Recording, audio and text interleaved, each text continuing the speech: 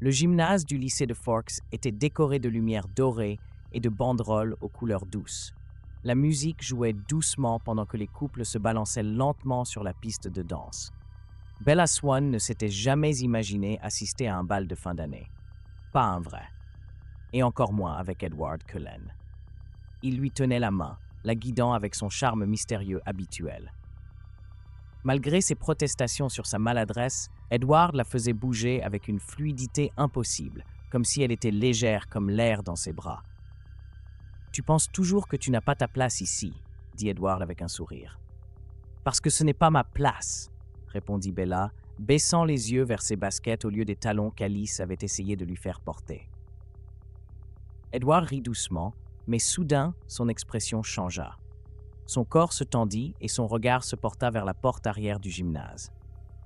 Bella fronça les sourcils et se retourna juste à temps pour apercevoir une silhouette pâle dans l'ombre. James. Le chasseur de vampires n'était pas mort. Avant que Bella ne puisse réagir, tout se passa trop vite. James l'arracha des bras d'Edward avec une rapidité telle que même les humains proches ne le remarquèrent pas. Avant qu'elle ne puisse crier, elle était déjà hors du gymnase, entraînée dans la forêt. Edward et les Cullen réagirent en moins d'une seconde. Mais James avait déjà pris de l'avance. « Bella !» La voix d'Edward résonna au loin. James l'attrapa par le cou et la projeta brutalement contre un arbre. Bella sentit un craquement dans ses côtes. « Tant d'efforts pour une simple humaine si fragile !» se moqua James, ses yeux rouges brillant de plaisir. « Edward viendra me chercher. »« Je le sais !» sourit-il. Ses crocs étincelèrent avant de s'enfoncer dans son cou. La douleur fut instantanée. Un feu ardent se propagea depuis la morsure, courant dans ses veines comme de l'acide. Bella cria, sentant le venin envahir son corps. À cet instant, Edward apparut. Il se jeta sur James avec un grondement qu'elle n'avait jamais entendu auparavant. Sa fureur était incontrôlable, une rage primitive. Il arracha James à Bella et ils se livrèrent à un combat brutal, détruisant les arbres autour d'eux. Mais c'était trop tard. Bella ne pouvait plus bouger. Son corps brûlait comme s'il était en feu. Ses os semblaient se désintégrer de l'intérieur. La voix d'Edward lui parvint comme un écho lointain. « Bella, tiens bon, s'il te plaît, tiens bon. » Elle sentit qu'il la serrait contre lui, son contact glacé contrastant avec sa fièvre brûlante.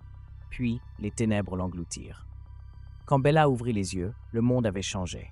La lumière du soleil traversait les arbres avec un éclat inconnu, se reflétant sur sa peau comme si elle était en cristal. Le bruit du vent était d'une clarté parfaite. Chaque feuille avait son propre murmure. Sa vision était si nette qu'elle distinguait chaque fibre du tissu de sa robe. Et la soif. La brûlure dans sa gorge était insupportable, un feu sec et dévorant qui exigeait d'être apaisé. Elle se redressa trop vite, bougeant avec une aisance qu'elle ne reconnaissait pas. Son corps réagissait instinctivement, sans maladresse ni fatigue. Devant elle, les Cullen l'observaient avec prudence. Carlisle avait une expression calme mais inquiète. Esme, de la tristesse dans le regard. Jasper était tendu, prêt à la retenir. Alice esquissa un léger sourire, mais son regard trahissait une tension. Emmett et Rosalie la fixaient avec curiosité. Et Edward la regardait avec un mélange d'amour et d'horreur. Bella. Sa voix n'était qu'un murmure, mais elle l'entendit avec une clarté impossible. Bella ouvrit la bouche pour répondre, mais alors elle le sentit. L'odeur. Le parfum d'Edward était enivrant. Un appel irrésistible. Sa gorge s'embrasa avec une nouvelle intensité. Sans s'en rendre compte, ses muscles se tendirent. Edward recula d'un pas. Non. Bella se jeta sur lui. Alice et Jasper l'interceptèrent avant qu'elle ne puisse l'atteindre. Un grondement guttural s'échappa de sa gorge, un son qu'elle n'avait jamais produit auparavant. Elle lutta contre leur emprise, mais Jasper la maintint fermement. « Bella, calme-toi », sa voix était autoritaire. « J'ai soif ». Sa propre voix lui semblait différente, plus mélodieuse, plus menaçante. Carlisle s'avança. « Nous devons l'emmener chasser, immédiatement. » L'instinct de Bella la poussa à courir. Personne n'avait besoin de lui dire quoi faire. Son corps le savait déjà. Chaque muscle réagissait avec précision, chaque fibre de son être focalisée sur un seul objectif, étancher sa soif. Elle vit le puma avant qu'il ne la voie. Elle se jeta sur lui. Ses crocs s'enfoncèrent dans sa chair et le sang chaud coula dans sa gorge. Elle ressentit un plaisir primitif, une satisfaction inégalable. Mais ce n'était pas suffisant. Ce n'était pas ce qu'elle voulait vraiment.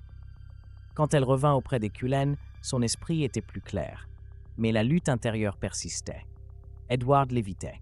Il ne la touchait pas, ne la regardait pas trop longtemps. Une nuit, incapable de le supporter plus longtemps, Bella alla dans sa chambre.